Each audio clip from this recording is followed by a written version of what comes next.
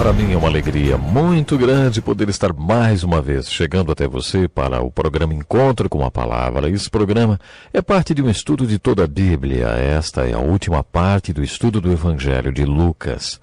No programa passado vimos que Jesus decidiu passar um dia todo em Jericó com o chefe dos publicanos, um homem mal visto por toda a cidade. Jesus indignou todos, inclusive os líderes religiosos, quando gritou para Zaqueu, que estava em cima de uma árvore: Zaqueu, desça depressa, quero ficar em sua casa hoje.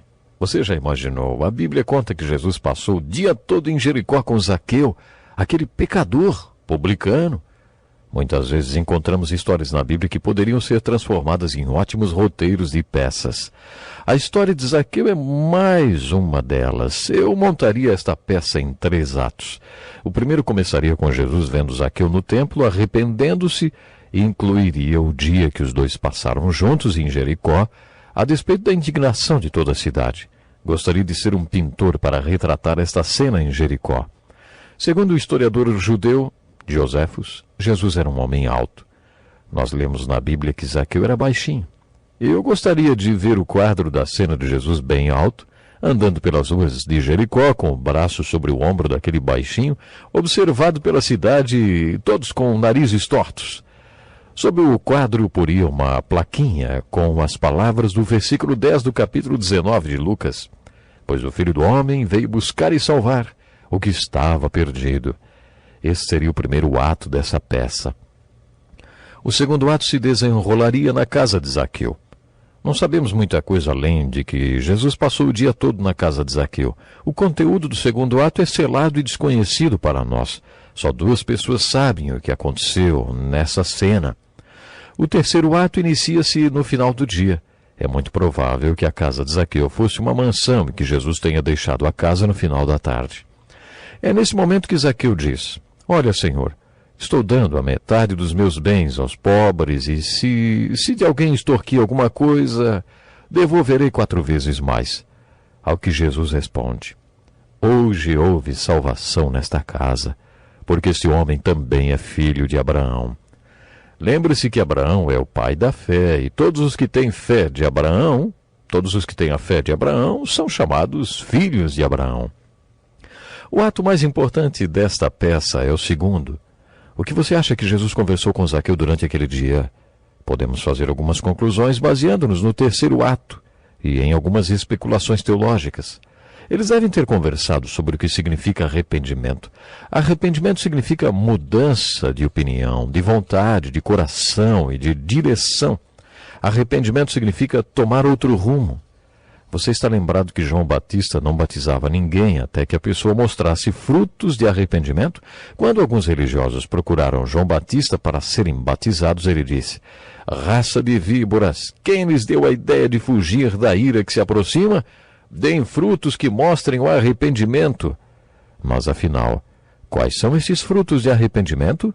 São evidências no comportamento da pessoa de que seu pensamento, vontade, coração e rumo foram mudados. Essa palavra ainda implica que a pessoa lamenta seu comportamento até então. Quais são as evidências do arrependimento? Para cada um pode ser de um jeito. No capítulo 4 de João, lemos que Jesus conversou com uma mulher e falou com ela sobre o novo nascimento como a água viva. Ele disse: Quem beber desta água terá sede outra vez, mas quem beber da água que eu lhe der nunca mais terá sede. A mulher então diz: Senhor, dê-me dessa água para que eu não tenha mais sede. Foi aí que Jesus lhe disse: Vá, chame seu marido e volte. E ela respondeu: Não tenho marido. No linguajar de hoje, Jesus disse mais ou menos assim: Você não brinca em serviço, não? Você já teve 5, e o homem com quem você está vivendo agora não é o seu marido, é? Para essa mulher, arrependimento significava colocar sua vida pessoal em ordem. Você está lembrado daquele jovem rico? Aquele moço respeitado, religioso, rico, que procurou Jesus dizendo: Mestre, o que farei de bom para ter a vida eterna? Para ele, segundo Jesus, o arrependimento significaria 5 coisas. Vá, venda os seus bens e dê o dinheiro aos pobres. Depois venha e siga-me. Para o jovem rico isso significava arrependimento. Mas ele não pôde fazer isso. E Jesus ficou olhando aquele moço partir e deixou para trás a salvação porque não queria se arrepender No dia que Jesus passou com Zaqueu, deve ter dito, caso Zaqueu fosse mesmo o publicano que fez a oração relatada no capítulo 18 de Lucas, ele deve ter dito: Zaqueu, aquela oração que você fez foi realmente sincera? E agora, o que você vai fazer em relação a todas aquelas pessoas de Jericó de quem você tirou dinheiro? Arrependimento significa fazer alguma coisa com relação a isso. Talvez Jesus tenha falado isso, e Zaqueu, que tinha se tornado muito rico como um publicano, teria que tomar uma nova posição. Talvez Jesus tenha falado: Zaqueu, arrependimento significa você devolver o dinheiro. Jesus falou para o jovem rico largar o dinheiro e falou para Zaqueu fazer o mesmo. Quando Jesus falou para aquele jovem rico, religioso e respeitado na comunidade, talvez até um advogado, que ele deveria dar seus bens aos pobres, como sinal de arrependimento, o jovem não pôde fazê-lo. E aí Jesus o viu partir sem salvação. Durante o dia que Jesus passou com Zaqueu, provavelmente ele disse a Zaqueu que ele deveria dar todo o seu dinheiro. Estou falando isso porque, quando os dois saíram da casa, Zaqueu mostrou fruto de arrependimento e disse: Olha, Senhor, estou dando a metade dos meus bens aos pobres. E se de alguém extorquir alguma coisa, devolverei 4 vezes mais. Aparentemente, Zaqueu tinha sido desonesto com muita gente porque ele ia precisar de metade do seu dinheiro para se acertar com as pessoas. Ele deve ter cobrado imposto a mais de muita gente. Mas, quando ele disse que ia dar e restituir aqueles com quem tinha sido desonesto, Jesus declarou: Hoje houve salvação nesta casa. Zaqueu mostrou evidências de ter se arrependido. Observe isso na Bíblia. Jesus nunca prometia salvação a ninguém sem ver seus frutos de arrependimento. Não existe salvação sem arrependimento. Creio que hoje há muita gente nos bancos das igrejas decepcionadas e confusas porque vieram para o cristianismo, mas nunca ouviram falar sobre arrependimento. Elas nem sabem o que é isso. Eu não acho que Jesus falasse sobre salvação para alguém que não mostrasse nenhum fruto de arrependimento. É interessante a comparação entre Zaqueu, o chefe dos publicanos, e o moço a quem chamamos de jovem rico. Sabemos que esses dois homens tinham 3 coisas em comum. Eram ricos, judeus e queriam conhecer Jesus. O jovem rico veio correndo e se ajoelhou na frente de Jesus. Zaqueu correu na frente da multidão que caminhava com Jesus e subiu numa árvore. Os dois achavam que precisavam chegar até Jesus. Os dois queriam saber o que precisavam fazer para serem salvos. Eles tinham muito em comum e Jesus pede aos dois que se livrem de suas riquezas em sinal de arrependimento. Surge um contraste marcante entre os dois homens.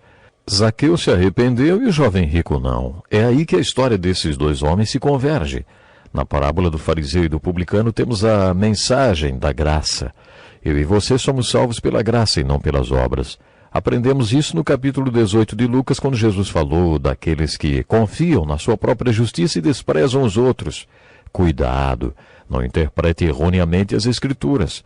Você não pode comprar sua passagem para o reino de Deus, nem a salvação distribuindo seu dinheiro por aí. Assim você estaria confiando na sua própria justiça. Você não é justificado pelo que já conquistou, nem pelo que já fez, mas pela graça de Deus. Paulo fala bem claramente sobre isso no livro de Romanos. A única maneira dos pecados serem perdoados, a única maneira pela qual você pode declarar que é justo aos olhos de Deus é pela graça. Se não fosse assim, por que Deus iria desfocar o céu e mandar Jesus Cristo ao mundo para ser pregado numa cruz? Quando Jesus orou: Pai, se queres, afasta de mim este cálice, o Pai olhou lá de cima para o seu filho e disse: Não é possível, você tem que morrer na cruz, meu filho. Uma vez que Deus mandou seu filho para morrer na cruz, não faz sentido dizermos para Deus: Olha, Deus, o Senhor não precisava ter feito isso porque eu mesmo posso me salvar cumprindo os 10 mandamentos e fazendo coisas boas. Em vários textos, Paulo afirma que a salvação não pode ser conquistada por meio de obras, caso contrário, Cristo teria morrido em vão. Por isso, a única maneira de sermos justificados é pela graça de Deus, confessando a Ele: Sou pecador, Senhor, tem misericórdia de mim. Isso foi ensinado na parábola do fariseu e do publicano e também ilustrado na conversa que Jesus teve com Zaqueu. Quando comparamos Zaqueu com o jovem rico, chegamos à seguinte conclusão. O jovem rico era um homem religioso íntegro, de moral indiscutível, respeitado em toda a comunidade, mas que não se arrependeu. Então podemos afirmar que, a não ser que ele tenha se arrependido mais tarde, ele não foi salvo. De acordo com o Novo Testamento, se ele não se arrependeu depois, hoje ele está no inferno. Mesmo sendo corrupto, não sendo religioso, talvez sem nenhum respeito nem integridade, Zaqueu se arrependeu, o que significa que ele foi salvo e que hoje está no céu. Você percebe o tremendo contraste entre esses dois homens? O que vemos repetidas vezes no Evangelho é: dois homens sentados num banco de igreja, qual deles você é? Você é rico, jovem, respeitado, mas confia na sua própria justiça para ser salvo? De acordo com o Novo Testamento, este é um terreno muito perigoso. Por outro lado, não importa se você é rico, jovem e respeitado, ou se é um Zaqueu, será que você está disposto a tomar uma atitude de arrependimento e dizer para Deus: Senhor, sou um pecador, tem misericórdia de mim? Você está disposto a colocar a sua fé e confiança no fato de que Jesus Cristo morreu na cruz para que você fosse salvo? Quantas verdades temos aprendido para nossas vidas com a palavra de Deus. São verdades que podem transformar a sua vida.